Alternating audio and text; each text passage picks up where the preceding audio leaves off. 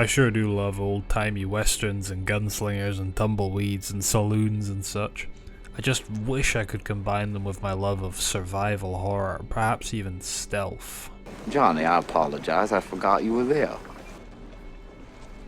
Blood West is a brand new genre-blending horror western shooter RPG where you play a John Wayne type. Dead like the real John Wayne but still moving and an actual gunslinger unlike the real John Wayne. You've been resurrected to cleanse the West of a great evil in 3 acts, each of which is a distinct free roam environment. Now this game released from early access with its final act on December 5th, but I actually got a free quote-unquote press copy from the beautiful cute developer a few days early. Now this means I've been able to really take my time and explore the game, doing all the side quests, playing with the mechanics, trying different things. This means I've got a lot of comments, I've got a lot of opinions.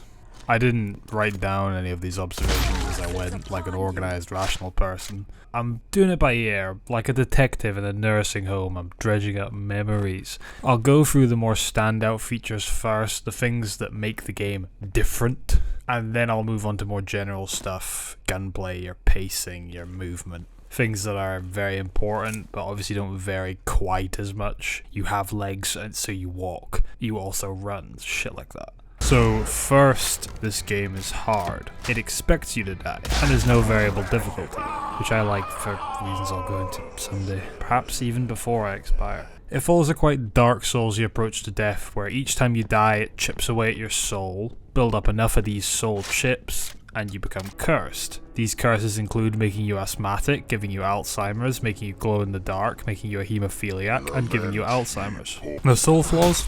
Minor inconvenience. Not really a problem. Curses? You're basically a slug till you drink the purple goop. Or do a special quest. They really do fuck you up. Speaking of purple goop, that's something you hold in your inventory. Alright, segues are hard. I'd like to see you do a better job. You know, I don't have to take this. This is a hobby for me. You can't just say things. You know, you've got a grid-based inventory, 2 weapon slots, some quick bar items, and most importantly, artifacts.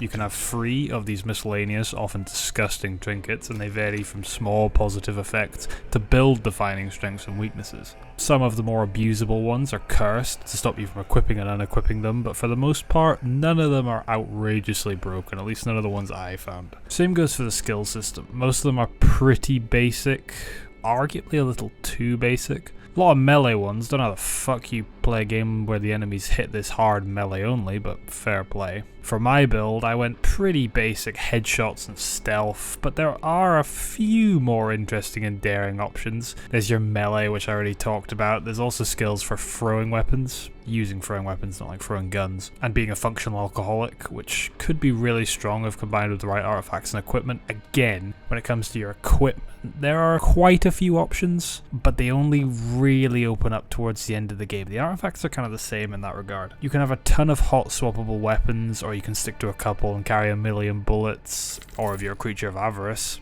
nothing at all. There does end up being quite a lot of inventory management. But we don't care about that, I hear you cry. Nobody cares about inventory management, right? Except for the fact you end up doing it for about 6 hours. You want to know if this stealth and combat is actually good. Well, yeah. It's not groundbreaking.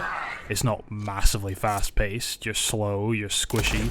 It's very much glass cannon on glass cannon. If you go in fucking commando mode, you've got to be really smart or really lucky not to get shot a couple of times and die. Stealth is safer, but if you're caught out in the middle of a group, crouched and immobile and presenting yourself, it probably won't end well. So the main defining feature of the combat in that sense is the difficulty. The combat isn't complicated, but it's difficult enough that you have nuance. Stress is probably the wrong word. Challenge. It's challenging purely because of the difficulty. Mechanically, it's nothing crazy. Your guns are quite faithful to the time period. They shoot slow, they reload slow, they have a low effective range. This means no hiding away with a sniper rifle, killing everything before you get near a camp. It's up close or not at all. There's not too many weapons, but they all serve a purpose. Your melee is good for stealth and doesn't care about ammo. Bows are silent and you can pick up the ammo. Revolvers are a nice all-rounder. Shotguns are good if you don't care about your own well-being and only want to kill one thing before taking a nice long reload break. High-caliber rifles are unstoppable, but the ammo is rare and expensive and fills your entire inventory. Now, speaking of ammo, see, segueing again, it's a real skill of mine. There's a lot of different ammo types available for each weapon, but it's not necessarily implemented in the best way. I get it from the perspective of inventory management. You can choose to hold your extra ammos, and it gives you this advantage against certain enemies, but having ammo that is basically only good for the occasional ghost enemy was kind of lame. Add on to that fire ammo and Molotovs, which I found one specific rare enemy where fire killed it, and that was it. Every other enemy in the game fire did nothing. Not even area denial. It was about as effective as shouting at the screen, which is what I did every time I tried to use the fucking things. Dynamite is fun though.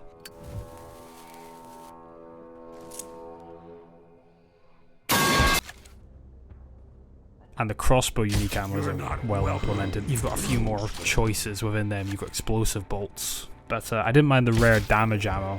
That was fine. It's basic, but it serves a purpose. The ghost and fire ammos for me, not necessarily the kind of thing that maybe I'm just bitter about carrying them around for a lot of the game, hoping that I would get a chance to use them. What about the pacing over the course of this whole game? And it's not a particularly short game. It took me a while to get through it. So the pacing is very important. It's not like if there's a hump, you're going to get over it very quickly. However, pacing in a non-linear game like this with non-linear progression is really difficult. You've got your XP, your money, your gear. There are some signs that point towards the developer wanting you to farm. I didn't need to farm. I didn't want to farm. I really don't want to farm. Some games suit a grind. This is not one of them. Thank God they avoided that as a main feature, and it better not get implemented as an update, because this is not a game that would suit grinding well. You would be bored of it very quickly if you had to grind the same camp even 2 or 3 times. It would have killed any and all tension and challenge the game has. It would no longer have been a horror game in any sense,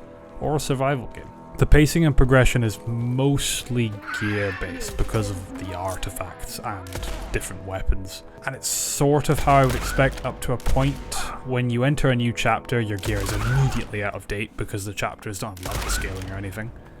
And you need to work your way through these very difficult enemies and areas until you've explored enough to get good gear, and then you're on par with the area and you can complete it and move to the next one. That is until about halfway through the final chapter, where I found 3 extremely good weapons back to back, practically in the same cave. It didn't fix how squishy I was, but I went from starving Texan with limited ammo to Afghan warlord in about 3 minutes. Equipment-based progression in a game like this will always be a little bit like that, but you're meant to save up, swap to a better gun, and it immediately jumps you up a step to like a new tier of damage, but this was excessive. An example of the kind of jump was that there's no real stepping stone between your crappy double barrel shotguns and your really good lever action shotgun. Shotguns are always good up close, but the problem is the reload. When you add a magazine and fast fire rate onto it, it's good. It's possible this is a side effect of the whole early access workflow. It's a lot better for progressive funding while you're making your game, but I get this feeling that if you've released Act 1, you don't want to then go back and make drastic changes to Act 1, even if it's the right thing to do later on, because you have released it. But I could be talking out my arse, what do I know? The quests? Bit of a weak point, because it's exclusively fetch quests. The purpose they serve is to point you towards areas, but it's just a little bit predictable, except for the boss ones. I guess life's just one big fetch quest if you think about it. I think it could have done with a couple of quests that weren't fetch quests. There's a good amount of enemy variety, and it gets better again later on in the game. They start to have these little quirks and abilities. Stealth games often become monotonous. If all the enemies are the same, you quite quickly figure out a pattern of, I can sneak up on them and kill them like this every single time. But when you've got an enemy that explodes when it dies, it might completely throw a spanner in it. Guns are terrifying. Enemies lead their shots, and there's this one unit who takes a while to aim, but will one-hit kill you without fail if you don't duck and cover. They feel genuinely threatening, and it doesn't matter how powerful you get. Even if you can consistently kill them and you have the best gear in the game, they're still a looming threat. If you fuck up, you will still die, which I really liked. The bosses are good. They're well designed, I thought. A lot of people complain about the first one. I thought it was fine. I didn't have any problems with it. Built different, I suppose. Arguably a little easy. I won't spoil the bosses at all, so I'll try and avoid that topic, but they were fine. The second one in particular. is really, really cool and also quite well made. Atmospheric, which is more important for bosses than you'd think. Like, I've fought bosses in games that might have been mechanically perfect, but they do not stick out to me like the absurd bosses, like the Necrogiant and Painkiller. I'm not directly quoting anything, but I quite like looking at negative reviews because they obviously give you an idea of the reasons people don't like the game. And to me, that's more interesting than the reasons they do when I've already played it. Okay, in reality, the reason I like it is because people don't say dumb shit in positive reviews, but they love to say dumb shit in negative reviews. But I don't think a lot of the complaints are valid. A lot of people complain about the difficulty and how quickly you die. Well, it wouldn't be much of a stealth horror game if there wasn't enemy threat. There's a fair few complaints about the first boss. Really isn't that bad. It's just a pain in the arse to get to. That's it. No movement options was a complaint I saw. It's not that type of game. I like movement shooters. It's not a movement shooter. You really expect this game to have vaulting, sliding, cartwheels? Confusing caves was another one I saw. I've been in much more confusing ones than this. But I quite like the claustrophobia type deal in a game like this. You want these tight, narrow caves because open environments just aren't scary compared to being trapped underground like that. But I get how some people are sick as soon as they see a cave. I've got no sense of direction. We've been walking around for hours. I lost my shoe. That's probably why I find it scary, to be honest. Trekking to and from the safe zone constantly. Yeah, that sucks. I definitely agree with that. You basically have a safe zone, sometimes two, and you've got beds around the map which are basically fast travel points, but they're not safe zones, so you don't respawn at them. You need a special item to go from the bed in the safe zone to one of these fast travel beds, so when you die in an area, instead of respawning at the nearest bed, which by the way generally isn't very close, you have to go through the process of either pulling one of these items out of your stash or buying some more, going to the bed, rest and traveling to this. It's boring just talking about it. Not a very good system. So what do I think? I think the game gets off to a slow start. I think the first chapter generally struggles a bit more, even though it's when the game is still fresh and new. It still struggles a little bit. Towards the end of it, things get quite predictable. But once you're properly involved, especially once you get into the middle of the second chapter, it's a solid example of a survival horror shooter. Yeah, it has flaws. The quests, how useless Molotovs are, fucking hell. The fact the game is at its most refined by chapter 3, but it actually cuts you off a bit short. But it's tough, somewhat fair. The animation and art are tight. Really good. The bulk of it is like retro style, but where it really shines is the cutscenes and the loading screens, the main menu. The hand-drawn art in that is just chef's kiss.